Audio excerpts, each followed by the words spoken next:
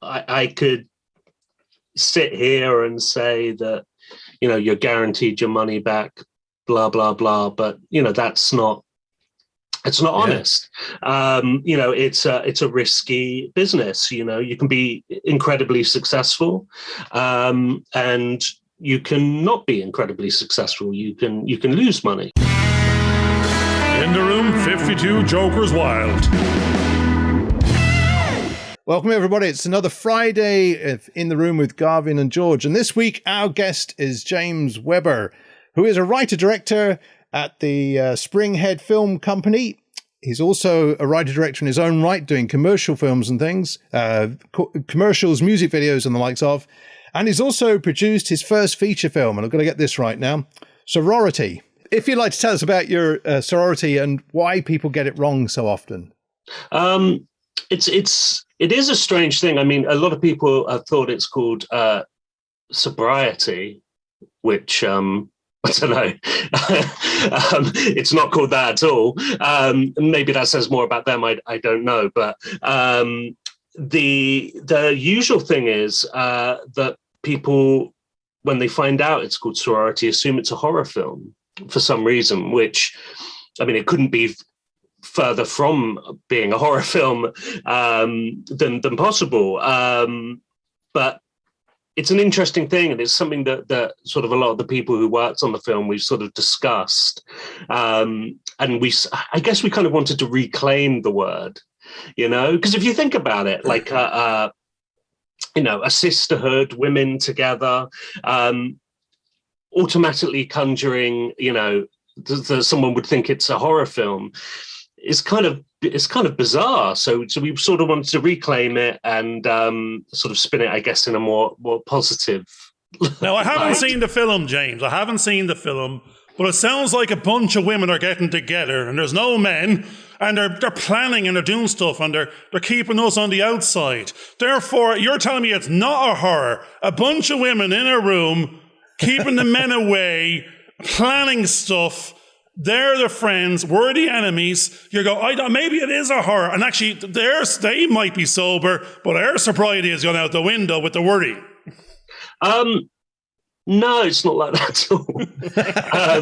No, it's, it is predominantly kind of a female led, certainly from the acting. There's only really one male character in the whole film. But, it was something when I started making the film, I never really thought, because I wrote the script as well as directed it.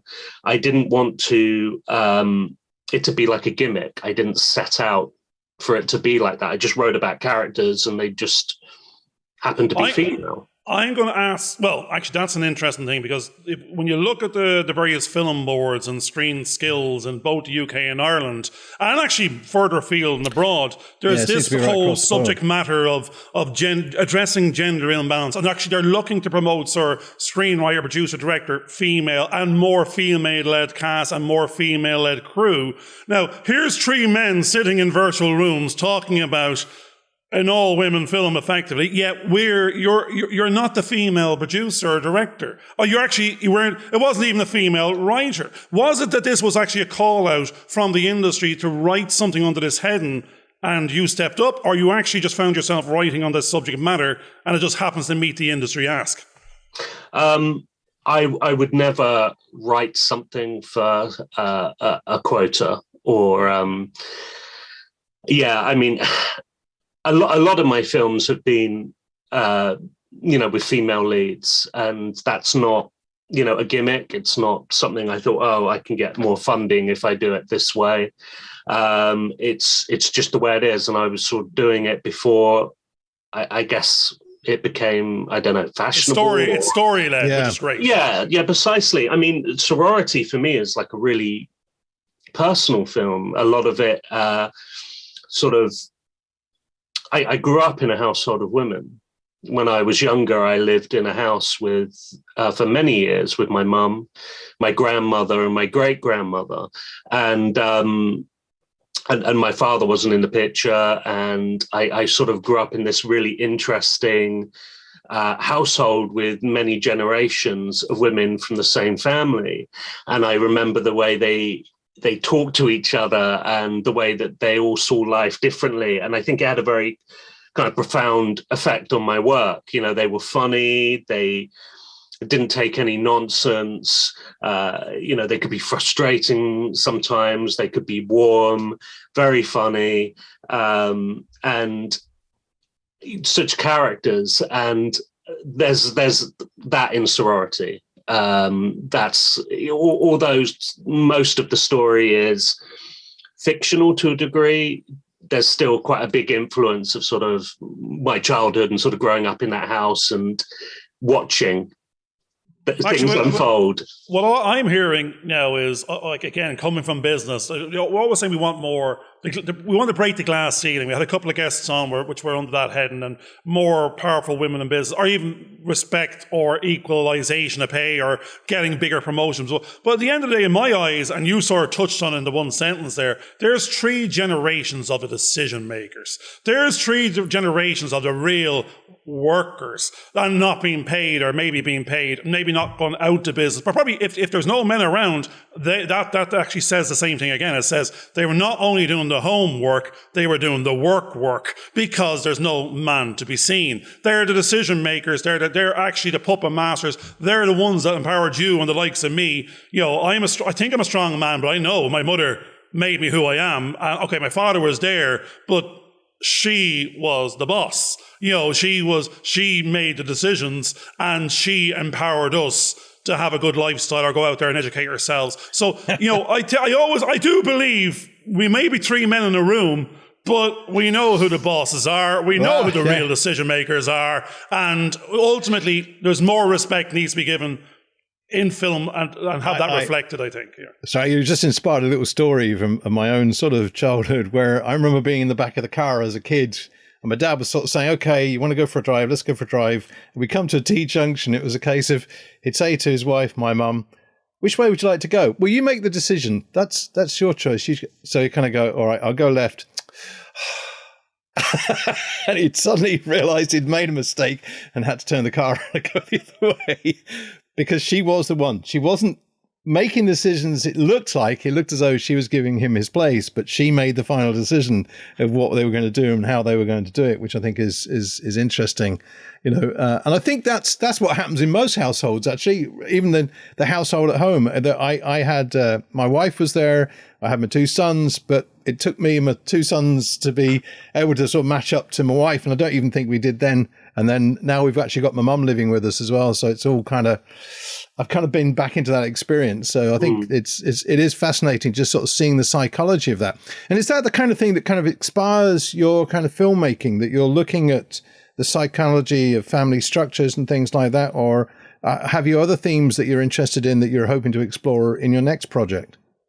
I've got quite a wide cinematic taste. A lot of my, you know, short films and my first feature are dramas and sort of deal with, I guess, everyday issues. But I watch all kinds of films. I don't just watch those kinds of films. I'll watch, you know, I'm a big horror fan. I'll watch something that's painfully bad and painfully cheesy and completely enjoy it, and then I'll go and watch a black and white Russian film from the 1950s. Like if you were around my house and you look at my Blu-ray collection, it's eclectic. And I think it sort of goes back to something that always stuck with me, which a lecturer said back when I was studying film. And that was to watch everything. Yeah. Soak everything up. I think he used a Mexican game show as an example. Maybe I didn't go that far, but just watch as much stuff as possible. And actually, after studying, I got a job in, and I know how this sounds. It makes me the ultimate kind of walking cliche as a filmmaker, but I went and worked in Blockbuster for a number of years, and. Right. Watched more films than you could possibly imagine. I can imagine a lot, and I've watched more. I actually worked in a place in London called VideoServe that actually delivered in the videos. The Blockbuster. Yeah.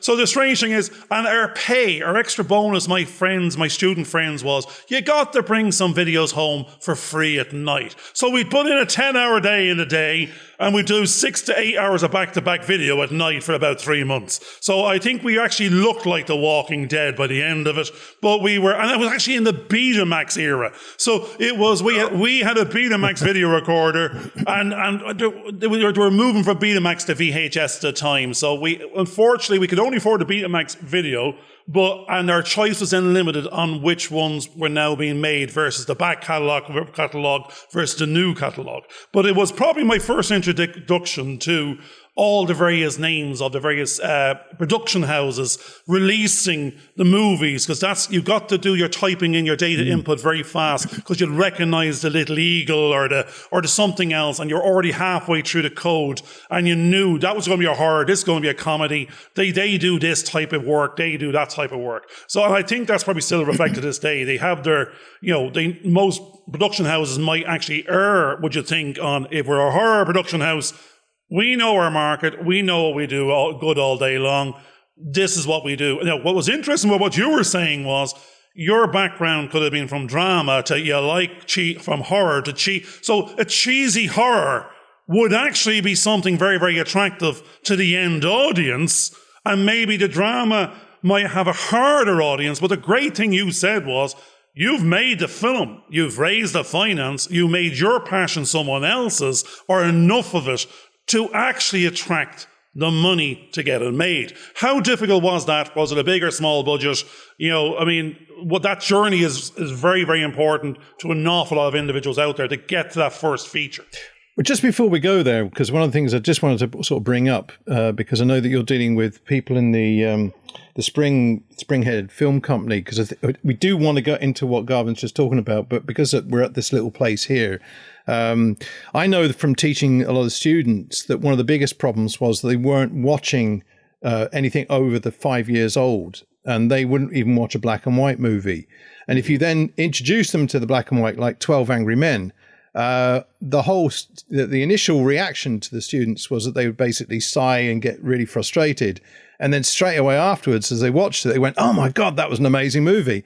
And because they haven't had a chance to experience that, they're losing a lot of filmmaking techniques, especially the ones that Garvin and I want to start using in the films that we're doing now, because they're just so used to Hollywood, blockbuster, special effects, CGI, that they think they have to replicate those. And they're missing out on such a massive part of the education of how to make, stories that can be appealing to a general audience. Do you find that with the people that you're working with in Springhead? Well, Springhead's my company, so it's it was kind of set up to I guess make the kind of films that I wanted to make and the stories I wanted to explore. I mean, I do work outside of the company as well. I'm not completely tied to it, but I mean, and we've done all kinds of stuff, in our short films before we sort of went into our feature. There was a lot of urban dramas. There was, a very silly horror short we did that did really well. And it was all kinds of things. But I think the mission statement, because it was myself and my wife that set up the company, was to assemble a bunch of like-minded filmmakers across the board, DOPs, sound design, you name it, almost like create a film family where we all, enjoy each other's work as much as each other's company, because I think that does kind of reflect in the films as well. If you're enjoying yourself making it, that can translate quite well onto the screen as well. If you have a terrible time doing something, then it's, that can be part of the DNA of the film as well. And I've been quite lucky to all the films we've made have been just really great experiences. So that it was really just set up as a way to sort of progress and sort of make the films that interested us. And I mean, I'd love to sort of work with other directors within the company as well, which we have a little bit, but I think that's probably. And were those films budgeted, or did you find a different way to budget those films? How did you budget those films? When it came to the shorts, I used to fund a lot of films myself, and that was good, and I made a lot of shorts that way, and with small budgets, and get some actors and some people who want to get some footage, and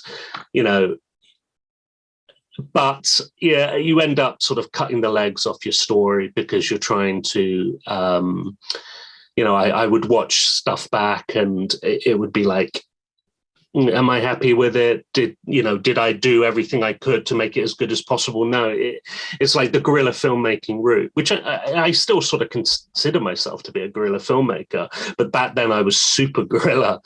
And I reached a point and I was like, I'm not going to do that again. And I decided I had a good opportunity to produce like a well-budgeted film that a friend was directing, and I was working with her husband, who's quite an established filmmaker. It was a real eye-opener for me. We had like named talent in it, and it was it was crowdfunded, and they hit the money within like less than a day because of who her husband was, and And it just gave an opportunity to sort of do things a different way. Again, the accountant in me it keeps on coming back up. And it's like we do talk on the ambiguous, but at the same time, well-funded. And it was crowd-funded, and it hit the targets in a day, which is nearly unheard of. So what was the target? What sort of funding level are we talking here? Is it in the millions? Is it smaller? No, it was a short film. It was a short film. So I think the initial budget was, I think it was about $8,000 they were asking for, but it made something like, because this was a few years ago now, so I'm struggling to remember. I would imagine it was between 15 and 20. But there's an interesting thing in my language. See, if we come from no budget to 5 and 10, we had this come up in another one of our like shows there quite recently. If you're coming from nothing, something is amazing. It's $10,000. God forbid, we've eked $10,000 together. We can do 10 minutes or 15 minutes of something. It's brilliant. But then when you move I was using the example of the fives. We've got $5,000. We can do 5 minutes of something. We've got $50,000. We can make an awful lot of something else. But how you get $50,000 when you've run out of family and friends is getting harder. Now, if we've $500,000, we've 40 cast and crew running around in a micro budget level of meaningfulness, because the amount of people we need at the day rate to deliver to something is everybody has to get paid. There's no escape in $500,000. So now and that's the language we were trying to come from. We were talking to Jonathan Bromley, like a very well-established producer, director, actor in America. His language was working from 500 million backwards. He was nearly going, sure, geez, now, you want $500,000? Well, here's a cup of tea and there's a couple of quid. He says it doesn't even enter into their conversations. He calls that nearly microscopic budget. That anything under 5 million in the LA language is, that's a hobby. Well, good luck with that. But, it's not, we're in the movies here. Now we're working backwards and going, if we're coming and we want to be the writer, producer, director, we're coming from nothing to be the risk on someone else's budget. So, and that's where I was nearly hoping you were going to say well budgeted, and I heard $8,000. I was going, geez, I'll give you that now. That wouldn't be well budgeted in any book. In my book, the accountant has come back into the role here. No, it's not the accountant. It's the in the room, the business of film. And instead of the film business, we're in the business of film, everyone here, because we're starting to talk the language of budget. And what can we do? And whether the budget drives the film or the film drives the budget. But either which way you look at it, the money has to be in the room. And as soon as you have the money in the room, the money leaves, and then the art and creativity can try to be packaged with the skill sets that are there. But the question I want to ask James is, I don't know what the level of pitch that Sorority is. It's a feature film. It's got some names in it, a good team, a breakout feature, but at what level of budget raise was that, I suppose, as a starting point, so we can get a frame, how difficult it was, or what it has to do in the marketplace to get its money back, or who it attracted beyond its ability of a figure, if that makes sense.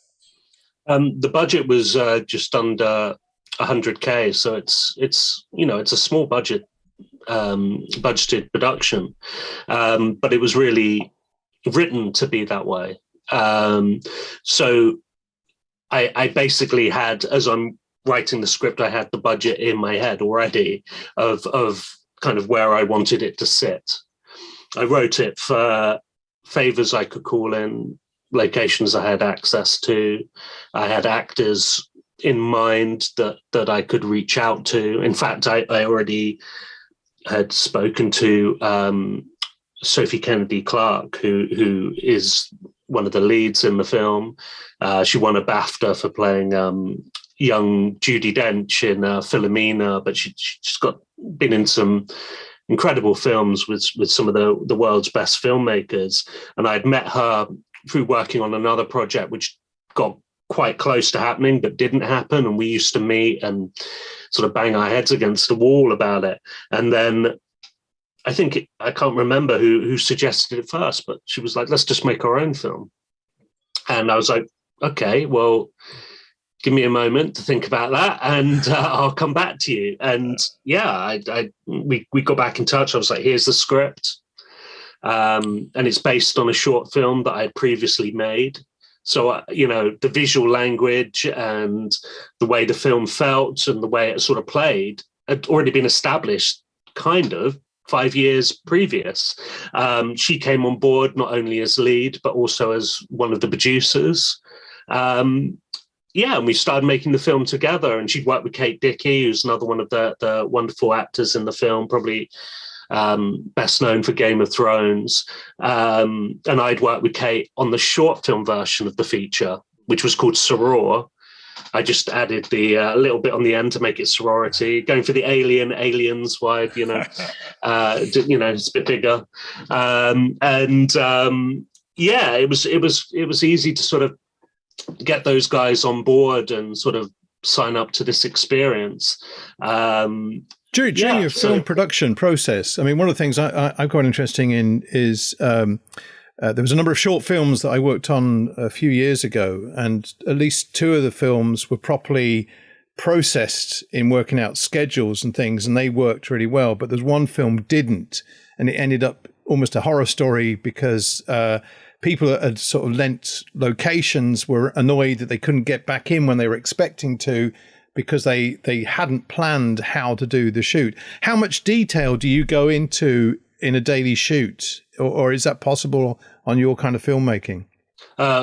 It's completely possible. Forensic detail. I'm hugely passionate about pre-production.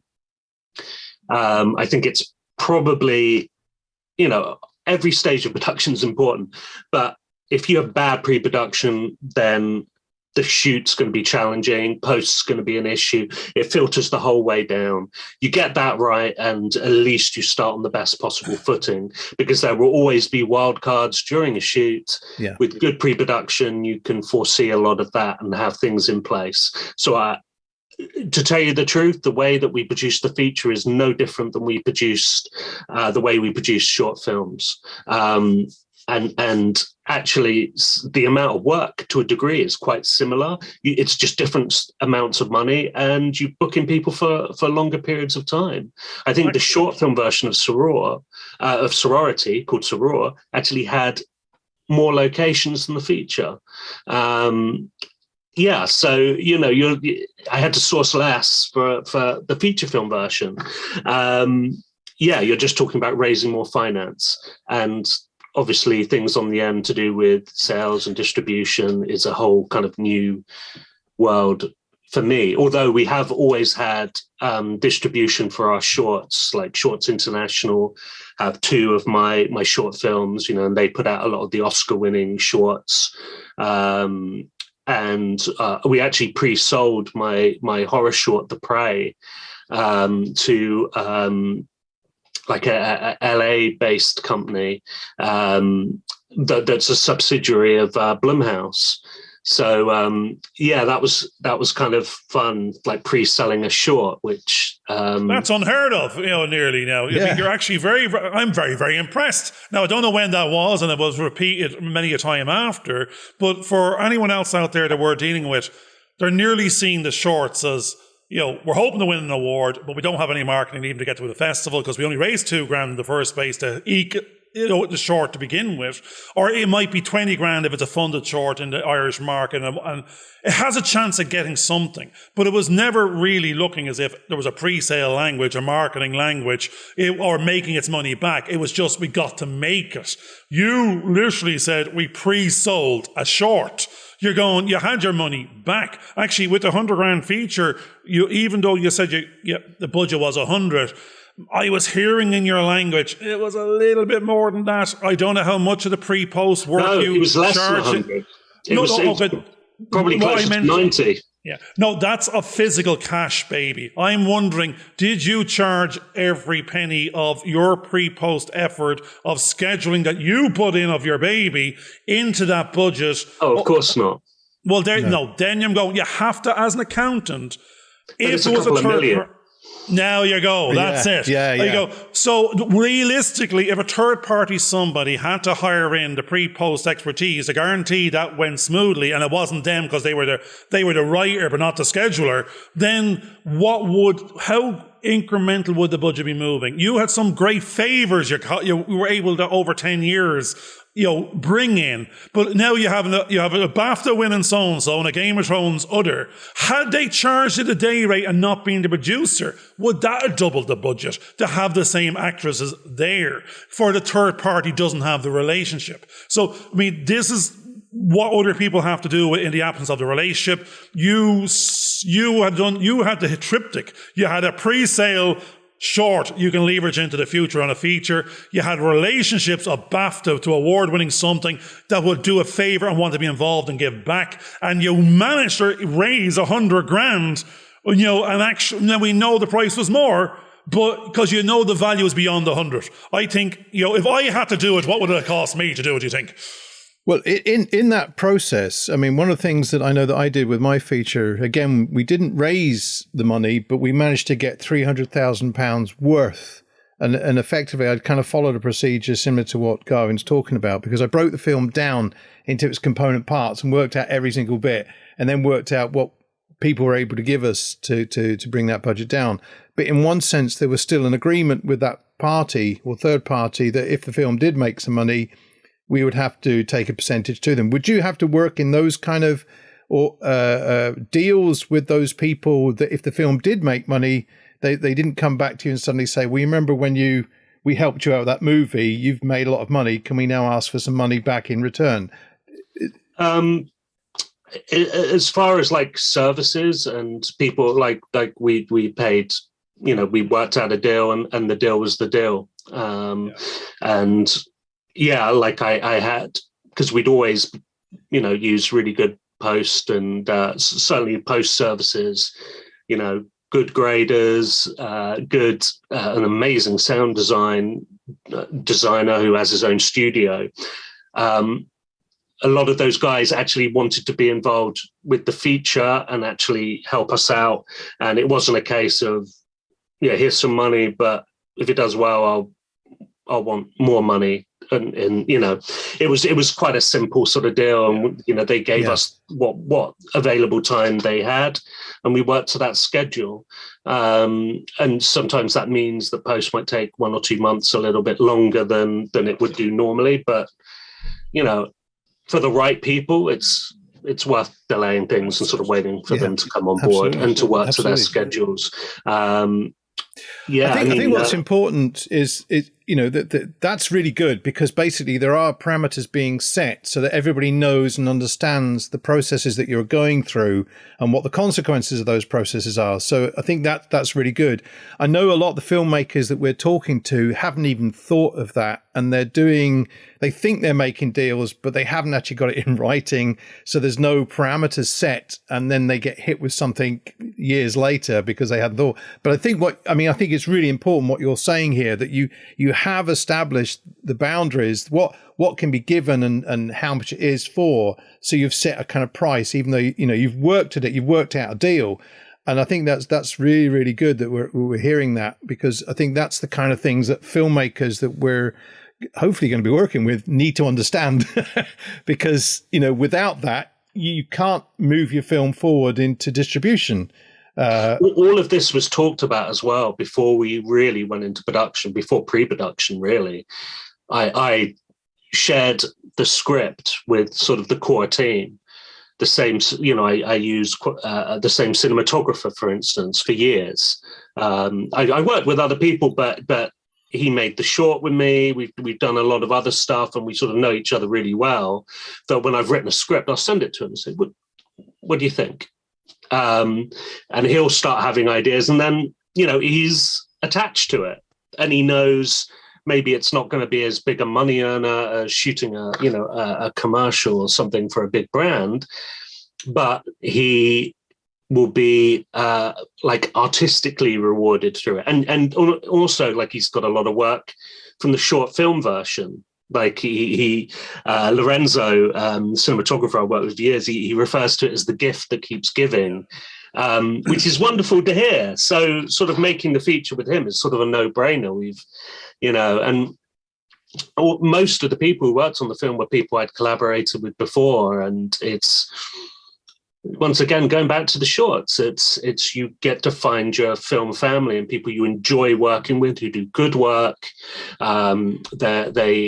They're on the same wavelength as you. Not saying that you don't occasionally have differences of opinion on how to approach certain things, but that's good.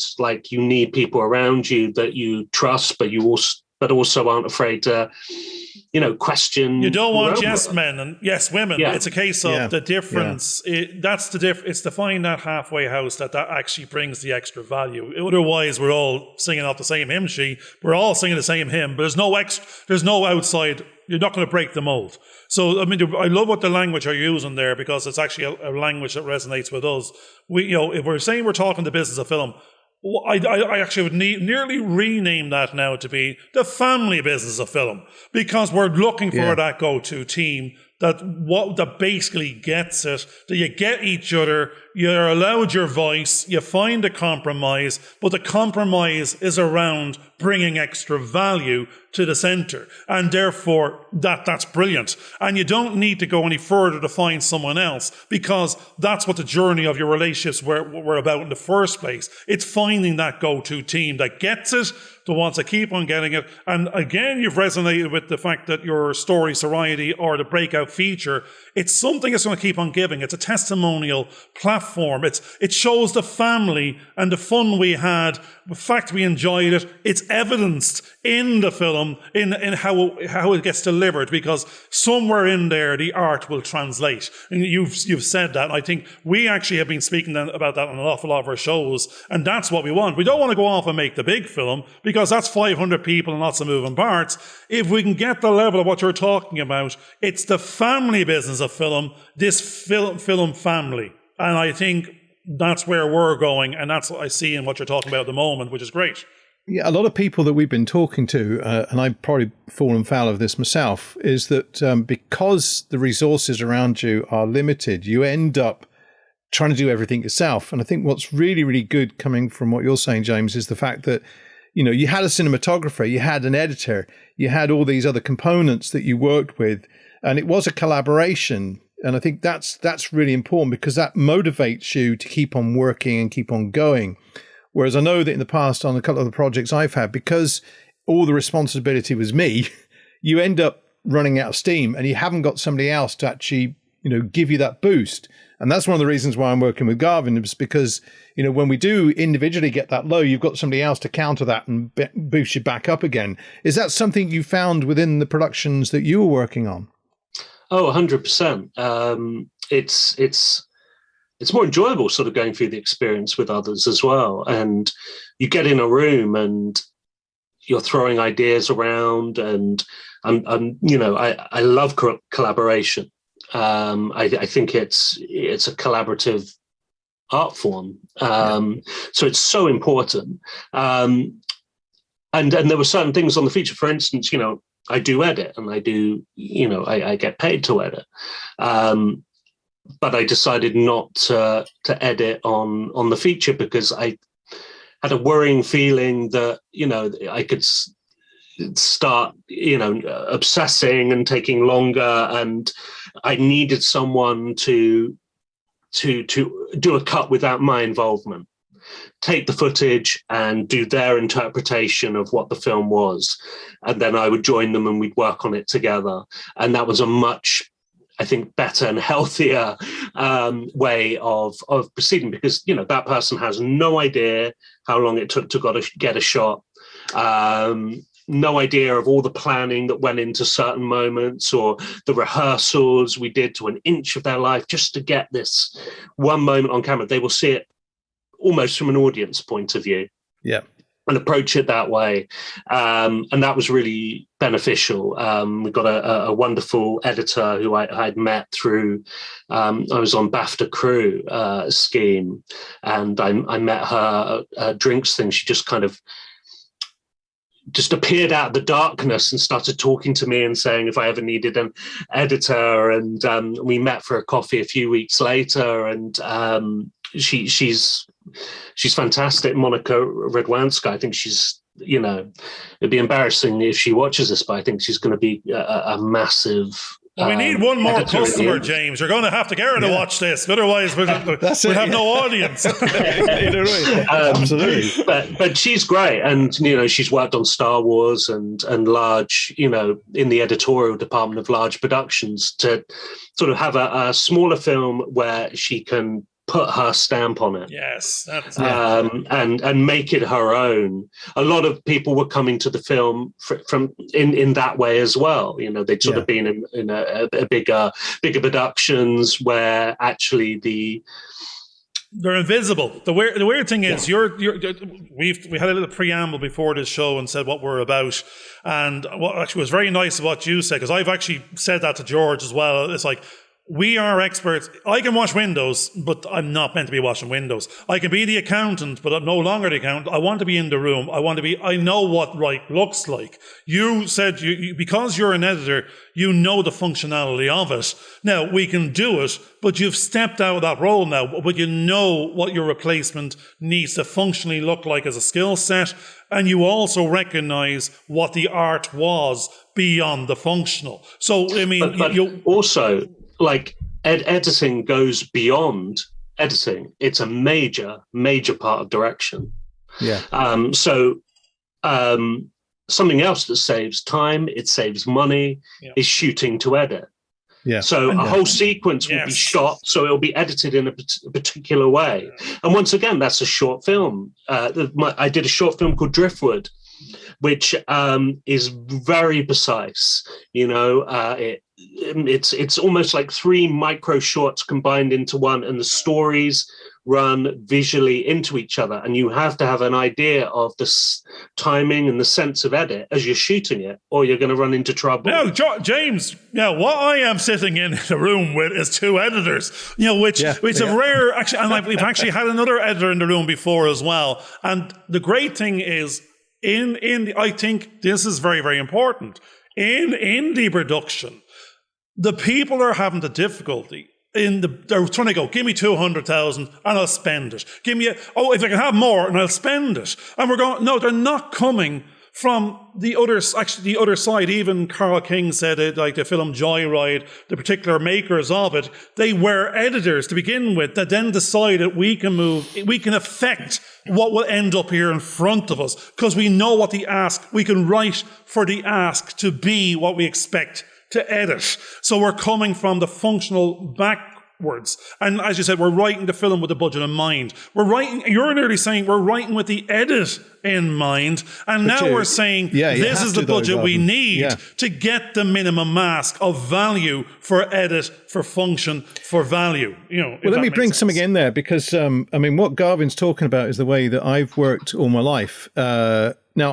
It turns out the two of us, James, went to Bournemouth. Now, I went to Bournemouth Film School. You went to, was it Wallerstown College, the university? The Arts Institute, yeah. The Art Institute there, yeah. Anymore, I don't know.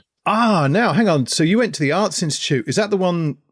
Right, now, what's interesting, I think it used to be the college that used to be in Lansdowne that went to Wallerstown after the university was set up. So that's the art school. So you actually went to the same place I went, even though it changed locations. But one of the things that I had coming from that course was that although we directed our own short films, we were basically told what jobs we should be looking for in the industry. And for me, I was directed towards becoming an editor. I was told basically very early on, look, you're an editor because the way that you look at things and the way you sort of scan things out. And I know that from a directing perspective, that's what I've been doing all my life. Everything I'm doing is how can I cut that together? Even in the middle of this show, there was a question that Garvin started to ask, and I edited it in two and went, right, I'm going to inject that and I'm going to move this around to here, and that will make that clearer what we're trying to get to. So I've just edited the piece in my head as I'm going along. And I think that's something that is missing from a lot of people, because early on in my career, I'm a non-linear editor. So I see the whole film and I can work on this section here and not worry about the rest because I've got an overview. But I've worked with a lot of directors that had to go in a very linear way. And I'm not sure if it's because they were involved in video editing before, but they couldn't cope with how do you see the whole film. And they were the director producers. And that was very frustrating from my perspective, because I know in some of the projects I've worked on, because they didn't understand where we were going, I had no concept of whether we were close to the end of the film or in the middle of the film. And I could see budgetary wise that I was running out of time to do the edit. And that is a major, major problem that we have, because we're going back to the accountancy idea, that if the director and producer don't understand the editing process, they don't know how much time it's going to take to get something done. And my experience has been that most people get it wrong by, they underestimate by about a third. And they think it's going to take a certain amount of time, and it's usually 3 times longer. Is that the kind of experience that you've had from working with clients and things? Because it is a budgetary thing that is always causing problems. I think sort of working certainly like corporate and things like that, where I really sort of cut my teeth when I first went full time as a creative. Like you have all kinds of experiences in the edit, and some of them are very pleasant and simple and aligned, and sometimes you have clients who don't necessarily understand the process at all. Which is why they've asked you to do it and they're not doing it themselves. Good for me. But it can complicate things, and they can sometimes have new ideas in the edit as well, which are really part of the shoot. You can't do that in the edit. You need to, I remember someone asking if I could pan the camera once in an edit. Could we just move it more onto him? And I was like, well, that's impossible. Yeah. That's physically impossible. It's not impossible, it's not like James. Blade We can go back in time. Camera thing, it that moves around. It's, and you sort of explain it to the person, then the penny drops. That kind of technology is quite a way off. So it's interesting, occasionally painful, but mostly fine. Yeah. Actually, I'm going to swing back around to Sorority, only in the context of, I know, everyone else and all the other shows you're on, you'll be talking about what the film's about and this, that, and the other, and like it's just drama and that love affair, or someone gets murdered. We don't care. We're in the business of film. Or at the moment, you've done the impossible. You've raised finance. You've done a second impossible. You've attracted beyond the budget, and you've got some names in there. I don't know whether you mentioned or not that. Did you get a pre-sale on this one because of the pre-sale in the past, or are you because these people are in there now and it's done and dusted, you're on that journey. Yeah, there was no pre-sale on this at all. We literally got independent finance from a businessman who paid for the entire film. And actually, having sort of come from a feature before, that, you know, it was difficult raising the finance. Admittedly, it was a much larger budgeted film. But with this one, the first person we met said, yeah, I'm interested. I'll pay for the whole thing. And I was kind of like, where are you having coffee? Go back a sentence there. The first person you met so just put his hand in his pocket, took out $100,000 and go, yeah, that's fine, that's grand. Was that Conor McGregor? Yeah. Were you at an MMA fight or something there? No, not at all. It wasn't someone who was even involved in film. Right, brilliant, James. It wasn't even a previous contact of mine. It was brought in through one of the other producers. You've done another triptych. You've done an unheard of. You've attracted a non-film investor to film on a first-time basis with a six-figure, or I don't know many, I think there's probably six figures in 100. Six-figure, one check, not 200 little guys giving a tenner each. No, you've got the first ask. And if you don't, if this actually does okay, you've opened the door to the unheard of impossible in indie production that's currently in the Irish and UK market. An unknown investor willing to cut a six-figure check based on what brought them over. Were they bought into the names where there was no preconditions by the sounds of this. It was just we went for a lot of dinners. Which, to be fair, he paid for. Right, was this McDonald's now, or are we hanging out in the Ritz? No, it was good. It was, we had a number of very nice Indian meals, we met a number of times. We talked about the film. Like, he had a lot to, he was very committed to financing the project, but I think we wanted to make sure he understood what that meant and talk him through the way that we wanted to make the film. Yeah. Like, it's not like you make the film and then bang, we just hand it over to someone and it starts bringing in money. It's not quite as simple as that, we wanted to do the festival route, which is effectively delaying a return. And he gave us, and I also didn't want anyone who was going to sort of have opinions on the story. James, you're painting an impossible picture for everybody else here. They've got to find your investor. This person that goes, be damned the risk. You've got carte blanche. Don't worry about how many years it takes to get the money back. I'm not really pushed. You're going, I'm going to step back in as the investor type question and go, what would a normal investor, that 100 now, what is it that's on offer? When would he expect the money back? Okay, we know the 100's at risk. It has to get 100 back just to break even. At inflation and all the rest of it, it's over 5 years. He spent 25% just to keep up in inflation over 5 years. So how many customer views in the old YouTube-y googly space do you think you're going to need to give this investor a little bit of a return over 5 years? I mean, there are so many different ways that the film could go. There are so many, avenues that are open to us to do that. So and that's the point where we're at now. But now, is there a budget? There's the big mad question. The film was made for 90 grand. What's the marketing budget? Marketing is in like a festival sense.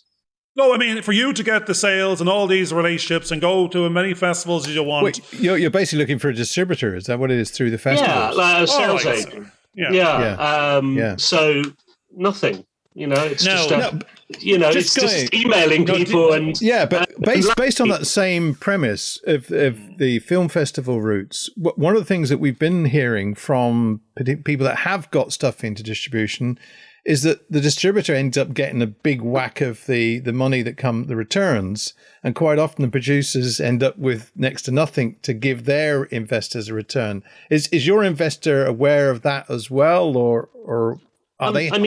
it's difficult to sort of talk, and I don't want to get into specifics about. No. No specifics. No. Yeah, I mean, we've film is. I think I did say to him, I could sit here and say that, you're guaranteed your money back, blah blah blah, but that's not. It's not honest. It's a risky business. You can be incredibly successful, and you can not be incredibly successful. You can lose money. So, don't put it. He luckily, I don't think we were in the position where finance wasn't going in that. Was it's not. He's very he knew the risk as a business. Yeah. That's it. Right. No, because in a few of the interviews we're having lately, we've got some people at the lower level and they're going the OTT platform route. And even with their couple of films on the OTT platform, they're unclear themselves as to what they'll actually get. So, I as an accountant couldn't help myself saying, okay, if you put it onto YouTube in the normal sense, it's 7 cents for 1,000 views, 700 grand. It's going to take you 70 million customers, and that's number 3 on Netflix. Actually, when we looked at the Netflix side of things, and because they've removed the upside, they more than likely would just buy the production out with a 30%. So 100 grand, they'll give you 130% of all your costs. Now, what the other conversation said was, if you didn't cost in the full cost of production, had you put in your time at the right time, they would have gave you 200 grand, because it was the recognised invoice of cost reduction, not the work given for nothing. So it's not in your interest not to actually pay yourself or invoice it in if Netflix or Amazon are one of the outs. So now it turns out we looked at the Netflix model and we thought they would be giving us more per view. And it turns out you probably get less than Google. You might be getting 4 to 5 cents a view in the sense of, for your 100 grand, using the maths, you need 2 million views under either or heading of customers for you to get the money back. And it's difficult as well, though, isn't it? Because Netflix very rarely sort of give out viewing figures. So it's what's happened is they've now they've took control of the market. They no longer give you access to their 100 million customers. What for indie production, what they seem to be implying is, we'll buy if we like you. Actually, we need to really like you. We'll buy you out and you have no access to our market. We'll just give you a production plus 30%, something like that. Now, there's no, depending on how strong you are. Now, what also the article said, I think it was Stephen Fellowes' article, he says, they've got 3 headings. More than likely, you have to already have your customers already packaged into it. So what they're finding is people are packaging YouTube stars or influencers or something that might have 10 or 20 million followers that Netflix are hoping to convert 1% of that 20 million will give them a 10 euro revenue per month of that conversion rate. That's what you're meant to be pitching to them if you're an unknown indie something. So they're not going for, I made it. There's a queue of 200 people in there with strength of customer base before you, and they don't take everything. And that's where the market is being disempowered in indie production. You find it's going to be difficult to raise the money, but even when you do, and even when you've spent it, you've no access to any of the platforms, and the aggregators themselves are having difficulty raising anything or making money. Actually, it's a really good point to sort of end on. But one of the things I think we're actually getting fairly close to the end of the show, so we do have to come to an end at some point. You've achieved everything, which is unbelievable. Yeah, and I think that's the key. That's what's the really important part of the show is the fact that you have managed to find an investor. You've been honest about the way that the film is more than likely not going to generate the revenue, and the investor has been happy to put the money there. You've also not taken on the burden of doing everything, which I think is fantastic, because that's one of the indie filmmakers' downfall is they tend to take everything on. And you've found this family of people to help you, as in professionals within the film industry that you've worked with, which also means that because the experiences they're having on the shoots that you're doing, they will more than likely come on the next shoot because they know they're going to have the same enjoyment. And as you've also discussed, that on the bigger films, quite often the people feel as though they're insignificant and not part of a family, which also demonstrates that quite often those that do generate an income from the bigger films love coming down to work on the smaller budget films because they feel as though they can have a bit of an impact on the way that film is made and be more creative.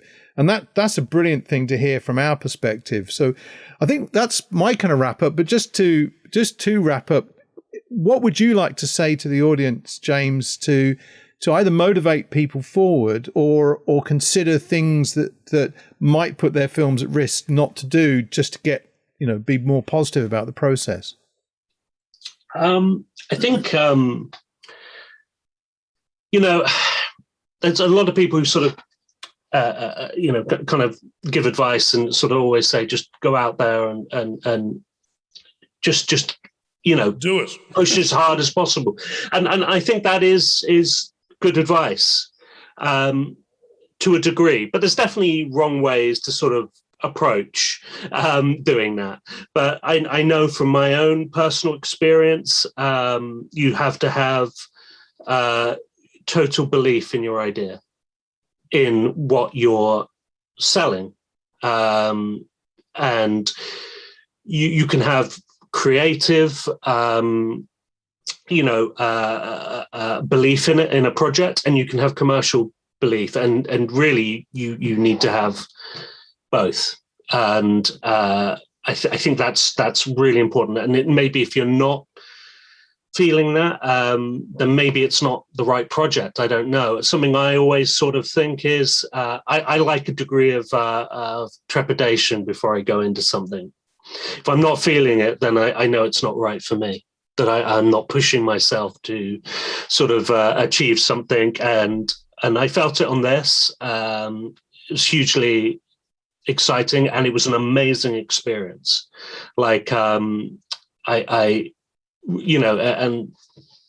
sort of prepared myself for, a difficult journey, because you sort of hear horror stories about people making micro-budget films and the stuff they had to deal with, and, and they find themselves halfway through the shoot trying to remortgage their house or something to try and keep the film going.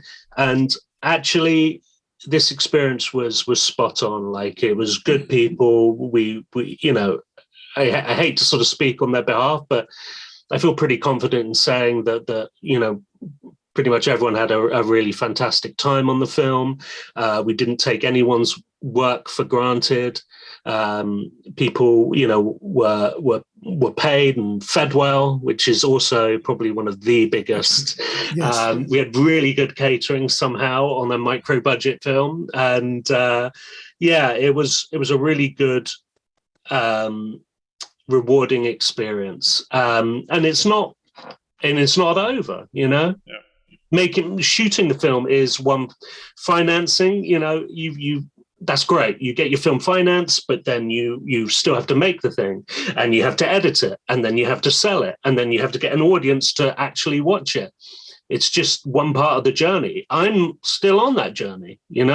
We've done our festival run. We're sort of winding down on that now, and it's the next stage is to get those deals and start recouping the budget. So, I'm still on that journey, but I'm enjoying it so far. Brilliant. Absolutely fantastic. Garvin, any last words you'd like to just say just before we say goodbye? I'm going to just come back in again and go, I wasn't being negative then. I was trying to say, James, you achieved the impossible. And it's brilliant because you raised the finance, you attracted the investor, he knew the risk, you're going and you were then able to do those other parts you said. Everyone knew what you were up to. You had a dream team. You've got the family dream team that were bought in, that over-delivered because you had that family common goal set. They got their pay, their day rate. They got well fed. You had a great time. It's evidence in the movie. There's extra value in there. You attracted beyond the budget. And therefore, by definition, you're one of the few high-value indie productions in the market, and therefore, by definition, you'll get more than get your money back because you're not competing with anybody in that area. You're number one. You've done it. You've gone beyond the ask. For us to try and raise 100 grand without going through the language of what I was trying to say, I couldn't come up with the figures that would prove anyone to give me the money. But I do believe the story, if it was done and you had the money, would deliver it back. But that's a difficult part for an accountant and an investor to understand. What's the risk? How do I get my money back? I don't not believe you can make the film, and it wouldn't be great. I just don't know what it is I'm invested in. Is to attract that unknown investor into the business of film. But I think you've done it, and because you've done it once, you will do it again, and that's brilliant. It's already sold in my books, so I didn't want to be negative on the end. I didn't know you were negative. I didn't even pick up on that. George will tell me afterwards. You told him how he's not going to have 2 million customers and he's not going to make any money. I do remember you saying that now. Well, we probably won't get 2 million, but 3 million maybe. I don't. There you go. That's what you want. You've made 300% return is what that investor can now expect. I'll send them the email. Yeah. But that's not guaranteed, folks. If you listen to this, especially if it's not guaranteed. Anyway, listen, that's been a brilliant show. We've learned a lot from our experience of talking to James today, and I think that's fantastic. There's a lot of things that I know other filmmakers can learn from what we've been talking about today, especially not taking on board everything, defining your own roles, working with a family of professional filmmakers that you trust and can work with, getting your pre-production done properly well before you go out and shoot. And also, I think, make sure you got the funding to cover the cost of the whole production before you go out and do the shoot, so you know that you can complete it. And I think it's also exciting to hear what James has been doing about going on the festival route, and then he's motivated about, as the producer, to make sure that he does get a return back on his investor. So thanks, James, for coming onto the show today. Thanks, Garvin, for your input as well. And thanks, everybody, for watching this show, which goes out on a Friday. And we hope you look forward to our next episode. So bye for now. Cheers. Thanks a lot. Take care. Bye. Hope you enjoyed this video. Please subscribe and click on the bell for notifications.